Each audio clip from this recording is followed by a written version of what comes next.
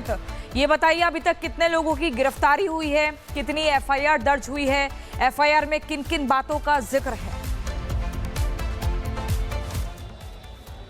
देखिए बिल्कुल पूरी डिटेल अब डीएम और एसएसपी कुछ देर पहले यहाँ पर आए थे और जानकारी दी। कुल 10 एफआईआर दर्ज हुई है और 10 में से 7 एफआईआर मौलाना तौकीर रज़ा के खिलाफ दर्ज हुई है। मौलाना तौकीर रज़ा की गिरफ्तारी हो चुकी है और उसे न्यायिक हिरासत में जेल भेज दिया गया है, बरेली के ही जेल में। और कुल 39 इसके अलावा और लोग हिरासत में लिए गए हैं। टोटल 8 आरोपी गिरफ्तार करके उन्हें जेल भेज दिया गया है। उन 8 आरोपियों में मौलाना तौकीर रज़ा भी शामिल है, जो सबसे ज़्यादा मुख्य आरोपी के तौर पर भड़काऊ भाषण देने के मामले में, और भी कई मामले दर्ज किए गए हैं, यानी कुल 7 एफआईआर।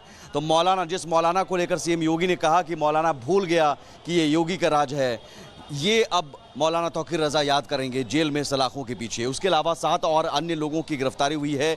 इसके अलावा जो हिरासत में लिए गए हैं, जिनसे पूछताछ की जा रही है, 39 लोगों की को हिरासत में लेकर पूछताछ की जा रही है। सबसे बड़ी बात यह है कि ये पूरी साजिश रची गई थी और ये खुलासा हुआ है क्योंकि कई धारदार हथियार, ब्लेड्स मिले हैं जो बरामद किए गए हैं, 12 बोर के जिंदा कारतूस बरामद किए गए हैं। इसके अलावा तमंचा बरामद किया गया है। पेट्रोल बम फेंकने की कोशिश, यानी बोतल जो थी वो बोतल कांच के टूटे हुए शीशे बरामद किए गए हैं जिसमें पेट्रोल की गंध आ रही थी। तो आप समझिए कि पूरी प्लानिंग थी। पत्थरों के टुकड़े बरामद किए गए हैं बड़ी संख्या में, लाठी डंडे बरामद किए गए हैं। तो हथियार यहाँ पर प्रॉपर मंगवाए गए थे और दंगे की पूरी प्लानिंग थी, माहौल को बिगाड़ने की पूरी प्लानिंग थी। जो हथियार जिस तरह से बरामद किए गए हैं, न सिर्फ पत्थर बल्कि लाठी डंडे, धारदार हथियार, ब्लेड। अब सोचिए इस भीड़ में कहीं भी किसी को भी ब्लेड मारकर मारने की भी फिराक में थे ये लोग।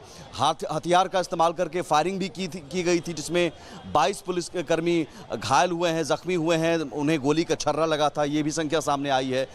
और 39 लोगों को हिरासत में लिया गया। इस सब कुछ मौलाना तौकीर रज़ा। लेकिन सबसे बड़ी बात ये थी कि ये इसमें बाहर से भी कुछ लोग आए थे, आपराधिक तत्व के लोग शामिल थे जो बाहर से आए थे और वो लोग किसी से ऑर्डर ले रहे थे, लगातार व्हाट्सएप कॉल पर बात कर रहे थे। जो एसएसपी ने बताया कि उन लोगों को कहीं से ऑर्डर मिल रहा था। वो कौन था, अब इसकी जाँच की जा रही है। कुछ लोग अभी भी फरार हैं, लेकिन मौलाना तौकीर रज़ा को अगर नज़रबंद किया गया है या हाउस अरेस्ट किया गया, उसके बाद गिरफ्तार किया गया, तो फिर आदेश इसके अलावा कहाँ से मिल रहा था? क्या मौलाना तौकीर रज़ा के अलावा इसमें मास्टरमाइंड कोई और है जो इस पूरी प्लानिंग को एग्जीक्यूट करने में लगा हुआ था, पूरा निर्देश दे रहा था कि कब क्या कहाँ करना है, किन किन जगहों पर? और उसी तरह से ये हंगामा हुआ। एक जगह पर पथराव होता, वहाँ पर पुलिस कंट्रोल करती, दूसरे जगह से खबर आ जाती कि वहाँ से भी पथराव हो रहा है, वहाँ पर भी हंगामा हो रहा है। 3-4 जगहों पर हंगामा हुआ और तीनों-चारों जगहों पर हंगामे करने की जो स्टाइल थी वो एक ही जैसी कि पथराव करो, पहले पुलिस से उलझो, पुलिस को धक्का दो और उसके बाद पुलिस जब कंट्रोल करने की कोशिश करे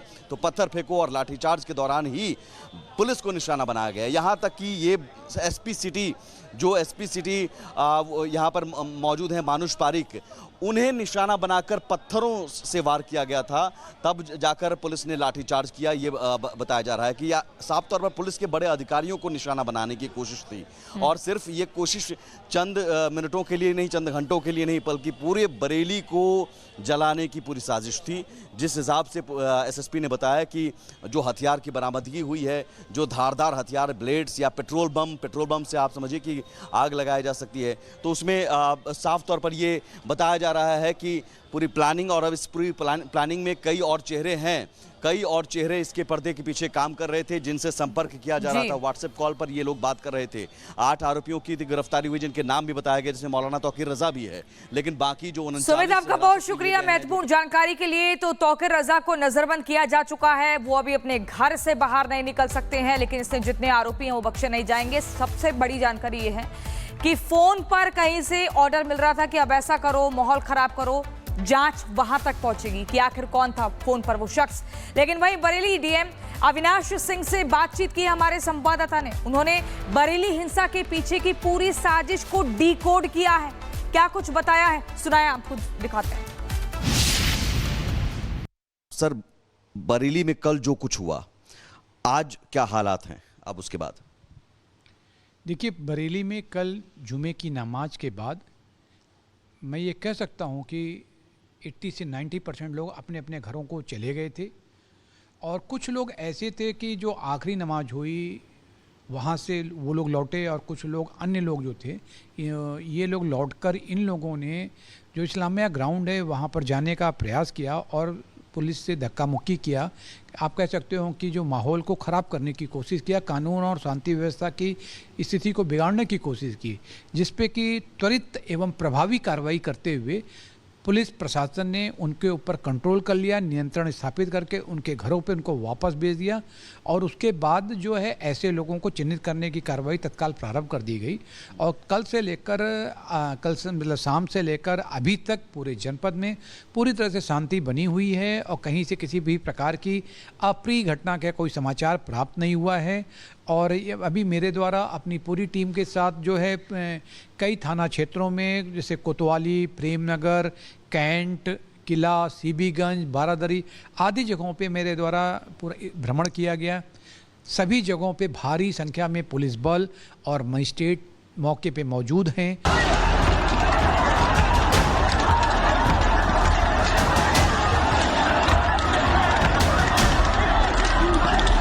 बरेली की दंगा ब्रिगेड को यूपी पुलिस ने सीधा किया तो उत्तर प्रदेश में राजनीति का टेम्परेचर बदल गया।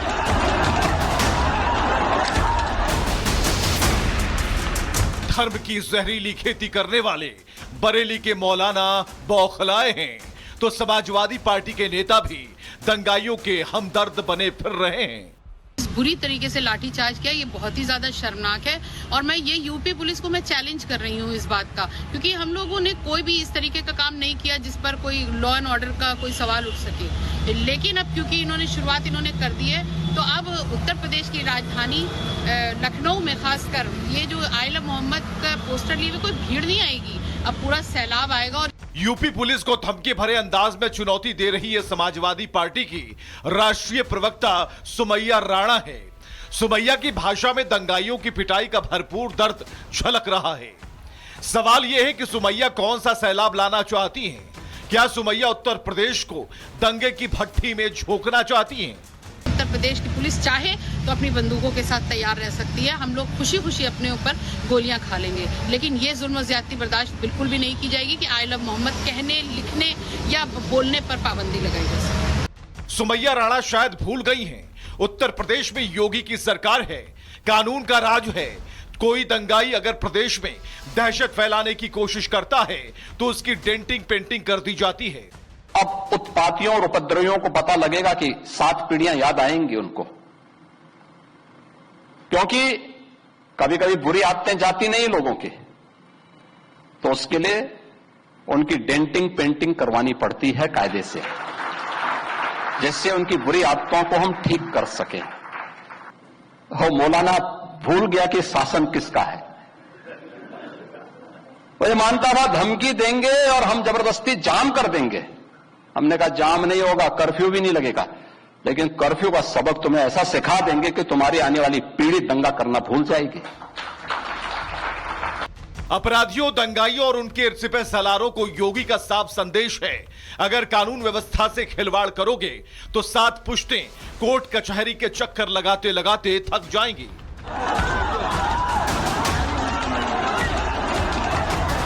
सुमैया राणा का बयान ऐसे समय में आया है जब कानपुर से लेकर बरेली तक मुस्लिम समुदाय की भीड़ उन्माद के नशे में चूर है। कहीं आग लगाई जा रही है तो कहीं दंगा ब्रिगेड गाड़ियों को स्वाहा कर रही है। पुलिस वालों तक को नहीं बख्शा जा रहा है। ऐसे में सवाल है, सुमैया राणा को किसका संबल मिला है? कहां से वो सूबे की राजधानी को दंगाइयों के हवाले कर देना चाहती हैं? क्या सुमैया के बयान के पीछे समाजवादी पार्टी के मुखिया की सोच है? दरअसल अखिलेश यादव ने कल एक्स पर लिखा, सरकार द्वारा ताकत का इजहार करना उसकी कमजोरी की निशानी होती है। सरकारें लाठीचार्ज से नहीं, सौहार्द सद्भाव से चलती हैं। घोर निंदनीय। समाजवादी पार्टी इनको खाद पानी देने का काम करती है। ये मौलाना पॉलिटिकल मौलाना है, राजनीतिक मौलाना है, और ऐसे मौलानाओं के साथ वो कार्रवाई होगी कि छठी का दूध याद आ जाएगा। इन मौलानाओं के खिलाफ बहुत सख्ती के साथ कार्रवाई होगी जो मासूम जनता को भड़का करके उनको अपराधी बना रहे हैं। सब जानते हैं बरेली में क्या हुआ, क्यों हुआ, लेकिन सौहार्द सद्भाव की बात करने वाले नेता जब दंगाइयों को डिफेंड करते हैं तो धार्मिक मसलों में उनकी राजनीति का स्तर और पक्ष दोनों उजागर हो जाते हैं। और अब यूपी के बाद बात कर लेते हैं महाराष्ट्र की।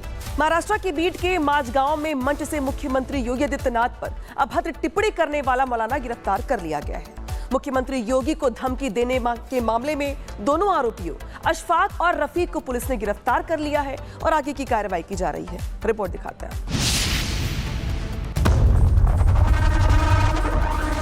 मुस्तफा मस्जिद के सामने ये उसे तकने को चैलेंज करता हूँ।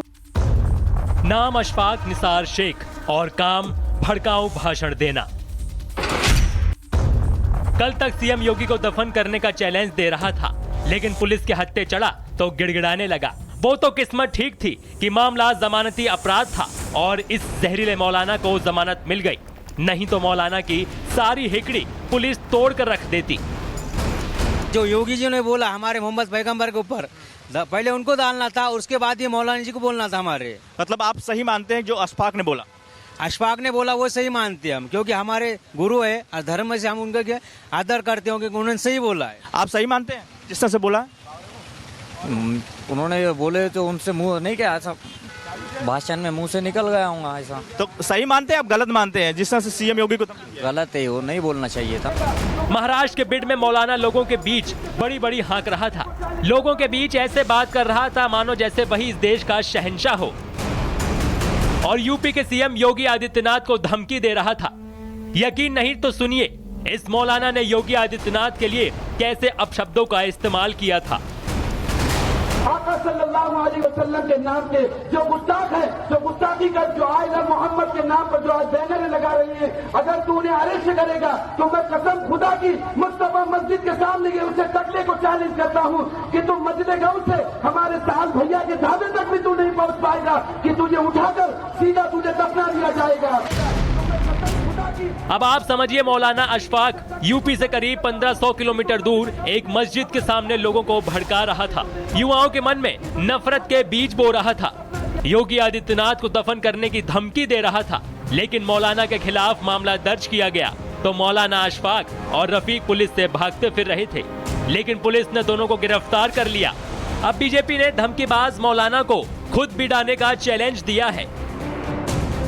को चुनौती देता हूं कि वो तारीख बताएं, मेरे जैसा सामान्य कार्यकर्ता भी माजलगांव पहुंच जाए और वो गाड़ कर दिखा दें। ये ताकत किसी में नहीं है, ये केवल इस तरह के बयानबाजी करने से उनकी छवि जो है सोशल मीडिया पे, चैनलों पे दिखने लगती है, इसलिए अतिरेक बयानबाजी है। अब कहां यूपी और कहां महाराष्ट्र? ऐसे में मौलाना का क्या तुक है कि वो यूपी के सीएम योगी आदित्यनाथ को दफन करने की धमकी दे। फिलहाल दोनों मौलानाओं को जमानत मिल गई है, लेकिन उम्मीद है कि जल्द जहरीले बोल बोलने वाले मौलानाओं पर शिकंजा कसा जाएगा। Bureau report, Republic Bharat.